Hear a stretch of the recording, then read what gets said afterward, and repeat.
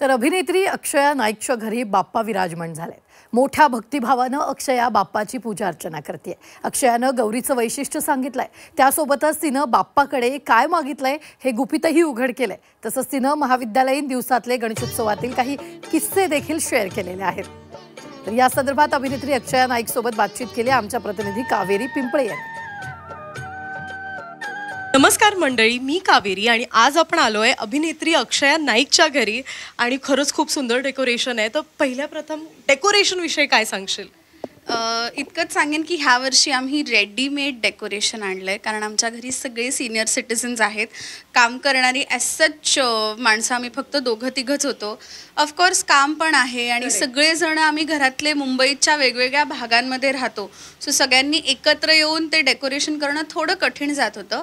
पण आमची मैत्रीण आहे, तिच्याचकडून आम्ही हे संपूर्ण डेकोरेशन रेडी करून घेतलं आहे, जे तुम्ही पाहताय।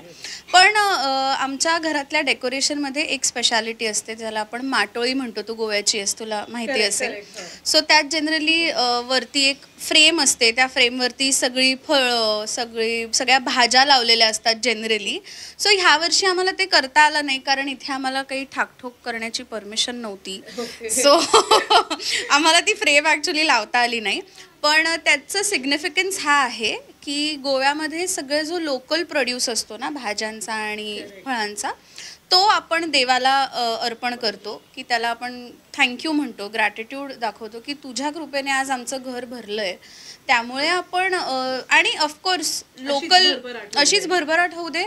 आणि मुळात द थॉट, जो ओरिजिनल थॉट हाच आहे की लोकल लोकांकडून आपण त्यांना पण रोजगार मिळावा, त्यांच्याकडून सगळी फळं म्हणा, भाज्या म्हणा, फुलं म्हणा, सगळे त्यांच्याकडून आपण आणतो।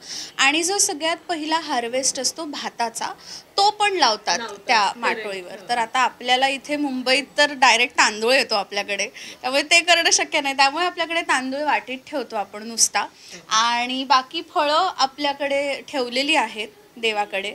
सो मुळात आय थिंक भाव महत्त्वाचा असतो।